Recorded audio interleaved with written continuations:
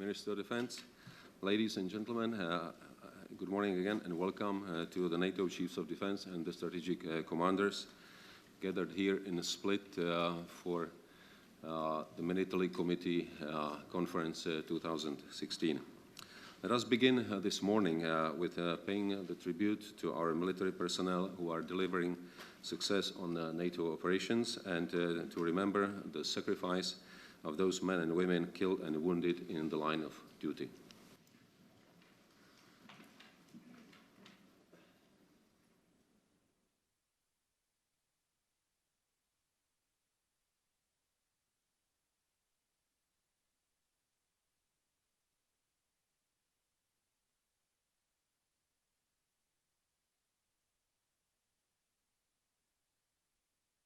I will now make some introductory remarks in the presence of the media before I ask the President of Croatia to formally open our conference.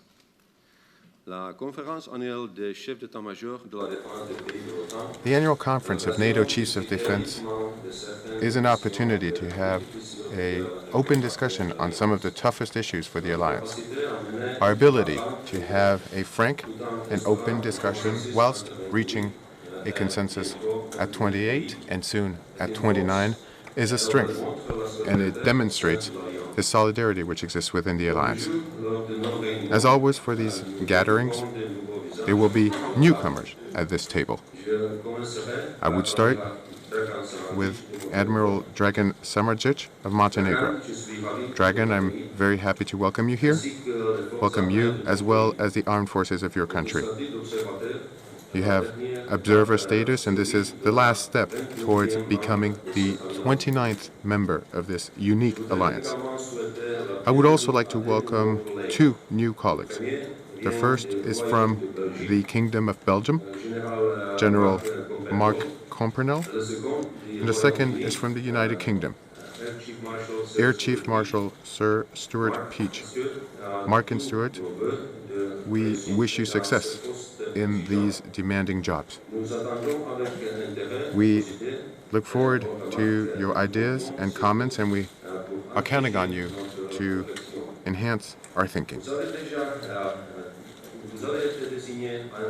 You were appointed to lead your country's armed forces at a critical juncture.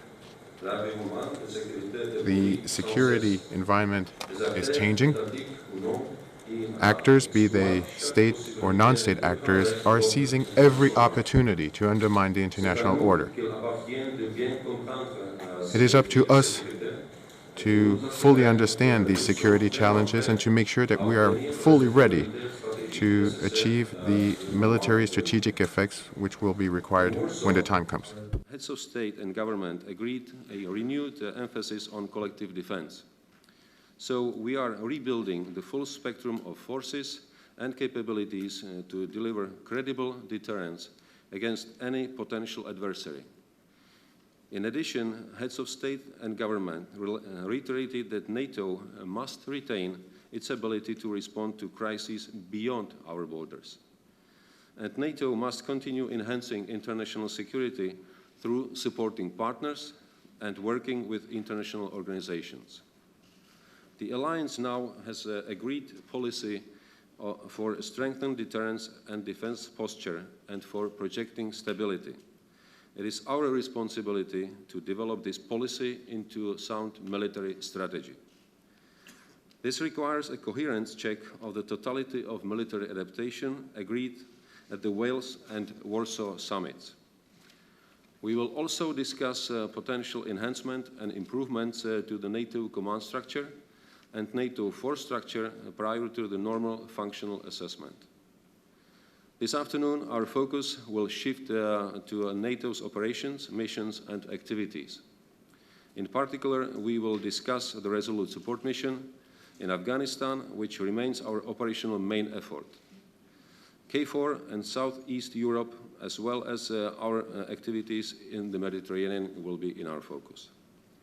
In each of our sessions, we will be supported by our strategic commanders, SACEUR General Mike Scaparotti and SACT General Denis Mercier, who will provide the detailed military strategic assessments on the issues we discuss. General Mirko Šundov and I will brief the media on the outcomes of our discussions this afternoon. I think the time has now come to formally open the conference. Madam President, let me express our thanks to Croatia for such a warm welcome and the incredible hospitality we have experienced since our arrival. We are extremely grateful that you, Madam President, are opening our conference. Croatia is a steadfast member of the alliance. Her continued participation in NATO operations in Afghanistan, Kosovo, and on the high seas demonstrate Croatia's commitment to the principles that bind the alliance together. I would like to congratulate you on your country's active role within the alliance. And I will now hand you the floor to address NATO Chiefs of Defense and Strategic Commanders. Madam President. Thank you, Mr. President. General Pavel, members of the NATO Military Committee, first of all, again, a warm welcome to Split, to Croatia. I hope that your visit so far has been a pleasant one, and I know that we are looking forward today to a very fruitful day of constructive discussions and following up on the Warsaw, but also the Wales Summit commitments. There is a lot of work ahead of us, but let me first use this opportunity to thank all of you, to thank all of your men and women in uniform for their commitment to the Alliance, for defending the Alliance's values, and for participating in many of the peace support missions around the world aimed at resolving the root causes of the crisis that are now affecting our own countries as well. In Warsaw, the heads of state and government of NATO have provided you with tasks and guidance to continue the tremendous work our alliance has achieved during the last 2 years. In Wales, we gave the initial guidance in an impressive show of unity among allies, and we managed to maintain the momentum to Warsaw. Now it is your task to take us one step further in facing the challenges ahead of us. And those challenges are many. A Europe whole, free, and at peace has not been achieved yet. We face an arc of instability ranging from the most northern borders of our alliance to the south, where the MENA region is in widespread turmoil. The answer how to confront these challenges can fit into a single word, which encompasses the most fundamental principle and value of NATO, and that is solidarity. And with that, let me open officially the NATO Military Committee Conference 2016. Thank you again all for coming here, and kindly ask the media to leave the room as we have a short technical break. Thank you.